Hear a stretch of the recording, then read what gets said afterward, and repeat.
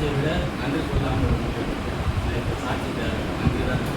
நான் மட்டும் இல்லை, என் குடும்பமும் மொத்தமும் வந்து அவருக்கு நன்றி சொல்லிக்கிட்டே இருக்கு. ஏன் நன்றி சொல்லணும் அப்படின்னாக்கா, போன வருஷம் 2025 ஜூலையிலேருந்து ஒருத்தர் சொல்லியிருக்கிறார்.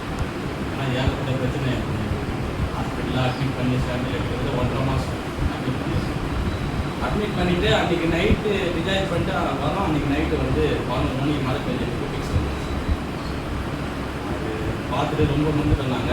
ஆனால் அதுக்கு முன்னாடி இருந்து சிவா பிரதர் வந்து சொல்லிட்டு இருக்காரு, சர்ச்சைக்கு வாங்க பிரச்சனைலாம் ஒரு நாள் வந்தோம். அதுக்கு நம்ம இதே மாதிரி ஃபாதர் செய்தி சொல்லிட்டு இருந்தாரு. எல்லாம் முடிஞ்சது, வந்தோம். வந்து எல்லாம் முடிஞ்சது. வந்து எனக்கு கேட்டார், நீங்கள் என்ன ஜாதி, நீங்கள் என்ன மதம், எந்த தெருவில் வரீங்க, பேர் என்ன, இதெல்லாம் எதுவுமே கேட்கல. என்ன பிரச்சனை உங்களுக்கு, என்ன பிரச்சனை வச்சுருந்தோம். அவர் அங்கே இருந்த மொத்த பேர் நீங்கள் எல்லாருமே வந்து ஜெபம் பண்ண ஆரம்பிச்சிங்க. கொஞ்சம் கொஞ்சமாக மாறாங்க. கட்சிக்கு வரும்போது என் பொண்ணு நான் தூக்கிட்டு தான் வந்தேன்.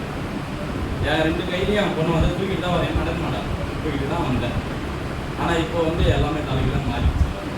ஒன்றா நல்லா இருந்துச்சு. நீங்கள் பொண்ணு வந்து பெரிய பொண்ணு இந்த பெரிய ஒரு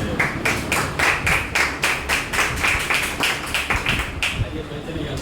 அதாவது எங்கள் பிரச்சனைன்றது எங்களுக்கு தெரியல, எங்ககிட்ட என்ன பிரச்சனை இருக்குது. ஆனால் ஜீசஸ் தெரிஞ்சிருக்கு. அவர்கிட்ட சொல்லியிருப்பாங்க, கண்டிப்பாக வாரத்தில் ஒரு நாளாவது என் வீட்டில் அவர் பாதம் போடணும்.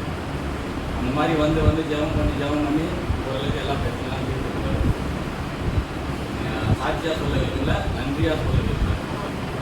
ஜீசஸுக்கும் நவீன் ஐயாவுக்கும் மிகப்பெரிய நன்றி. எல்லாருக்கும் நன்றி. பார்க்கணும் உங்களுக்கு எல்லாருக்கும் நன்றி. நல்லா இருக்குன்னு நினச்சேன் உங்கள் எல்லாருக்கும்